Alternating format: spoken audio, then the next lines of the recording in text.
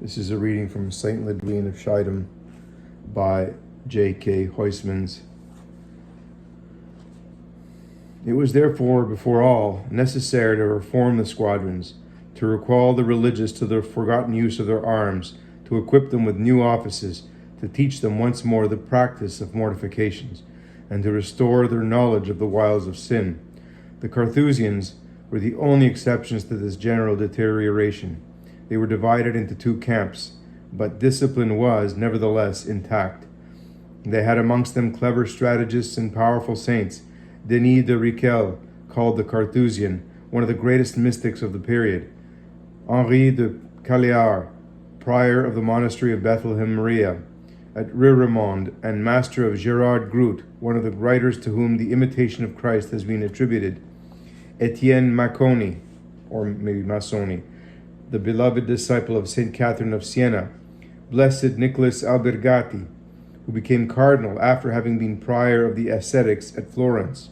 Adolphe Dessen, the apostle of the Rosary, who was director of Blessed Marguerite of Bavaria, and many others. The Carthusian companies formed a nucleus of old soldiers, accustomed to the fire of infernal battles, and they served as rearguard, sheltering with the rampart of their prayers the transport corps of the army, screening the garrisons of pupils, the young recruits who had just been assembled, and giving them time to strengthen themselves and make themselves fit for the struggle.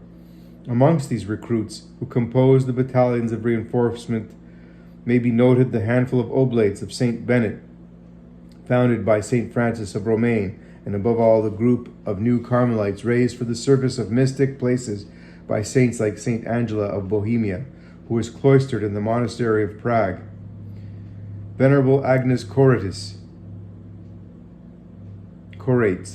foundress of the Carmel of Sion at Bruges.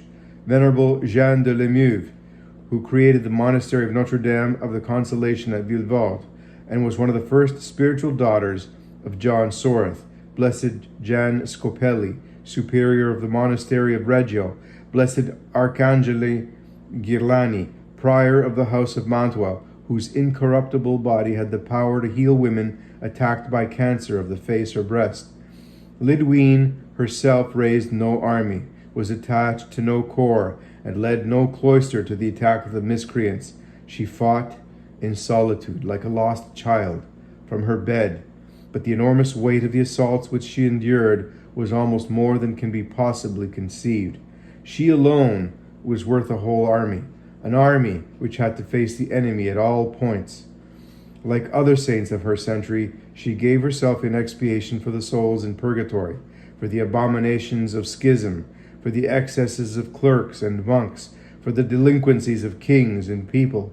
But besides this sacrifice, by which she undertook to atone for the sins committed from one end of the universe to the other, she also bore the burden of scapegoat for her country, for her own country. As her biographers observe, whenever God sought to chastise Holland, it was to her he first addressed himself. It was she who received the first blows. Was she alone in the Batavian region to bear the burden of punishment for sin? Was she not aided by other saints in that special mission to the Low Countries, as she was in her mission as expiatrix for the world in general? It seems almost beyond doubt that she was. The stigmatized whom we have mentioned, Gertrude of Usten and Bridget, no longer existed when she began thus to suffer by proxy, for the one had died in 1358 and the other in 1390. Thus they did not intervene in the propitiatory work which she undertook. They began it without knowing who would finish it, and Lydwine was simply chosen to be legatee of their goods. She took their place, as she had already done that of a saint of the preceding century, a martyr of compensation whose existence presents singular analogies to her own, Saint Fine of Tuscany, who also passed her life on her bed and was covered with ulcers which exhaled the sweetest perfume. It is impossible to enumerate those persons in Holland alone whose merits lightened Lydwine's task. All that we know, but we know it by very sure means, that is to say by the chronicles of the monasteries of Windesdam and Mount St. Agnes, is that God saw fit at this time to raise up in the southern provinces of the Netherlands an admirable company of mystics. There then existed a school of practical ascetics, the outcome of the teachings of Ruysbroek, and it flourished in the region of Over-Yssel, more particularly at Deventer. A man of this latter village, who after being converted by the prior of the Carthusians at Monnickhuizen near Arnhem, became famous by reason of his sanctity and his science, was Gerard Groot, or the Great, grand translator of Ruysbroek, who preached at this time at Kampen, Zwolle, Amsterdam, Leiden, Zutphen, Utrecht, Gouda, Haarlem, and Delft, and fired the masses by his eloquence. The churches could not contain the crowds that he attracted, and he preached to them in the wind-swept cemeteries, effecting numerous conversions and filling the abbeys with his recruits. He, with his pupil, Florent Radewins, priest of Deventer, ended by founding the institution of the Brothers and Sisters of Communal Life, which rapidly pushed its roots into the Low Countries and Germany. This order, which one would like to qualify with a title which it never bore, the Oblates of St. Augustine, was a veritable center of study and prayer.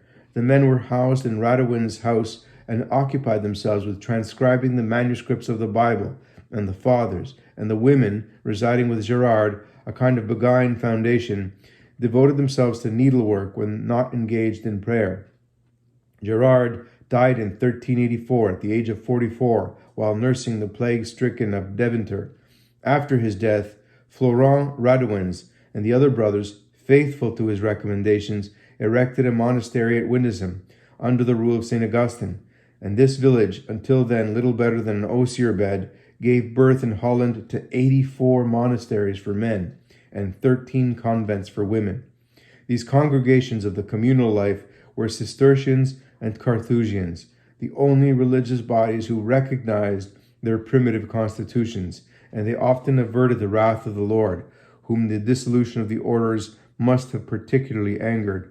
For if we believe Ruysbroek, Denis, the Carthusian, and Pierre de Herentals, the disorder among the monks of the United Provinces and Flanders was frightful. It is certain that the mystic school at Deventer supported by its prayers the work of Lydwine, which it knew and loved. For two of the Augustinians who belonged to it, Thomas à Kempis and Gerlach, wrote biographies of the saint, and they tell us that, content with submitting herself to be chastised as a substitute for the crimes of the universe and of her own town, she also consented to take upon herself the sins of persons whom she knew, and the corporal maladies which they found insupportable. This insatiable desire for self-sacrifice loaded her with ills. She was at once and the same time the tireless Danaids of suffering, the vase of sorrows, which she forced herself to fill without ceasing, the good farmer of Jesus, experiencing the torments of his passion, and the charitable suppliant who would during 38 years discharge by the magnitude of her sufferings the debts of health and of carelessness which others hardly cared to pay. She was, in a word, both a general and a special victim. This life of expiation would be incomprehensible if one had not indicated the causes and shown the number and nature of the offenses whose reparation was in some sort the cause of her sojourn here below. But the foregoing sketch of the history of Europe at the end of the 14th and the beginning of the 15th centuries explains the multitude of tortures, which was unique in the annals of the saints. They surpassed indeed by their duration the sufferings of those of the elect, to whom, after perhaps short torture, the more glorious death of the martyr was allowed.